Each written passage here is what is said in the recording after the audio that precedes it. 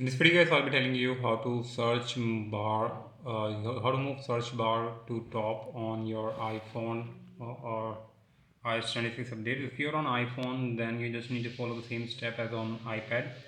So if you open the Chrome browser, if your search bar is coming at the bottom, how to take to the top. So you just need to go to guys search settings and now go to apps.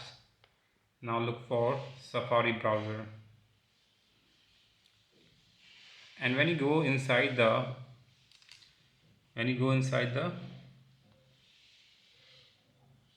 search engine suggestion, search engine,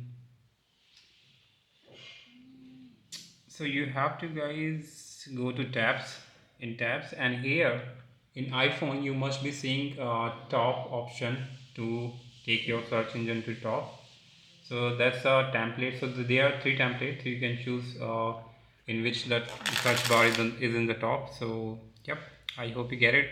Just come to this page and you will be able to do what exactly to take your search bar to the top on your iPhone. So yep, hope you like it. Subscribe for more video. Till then, bye bye.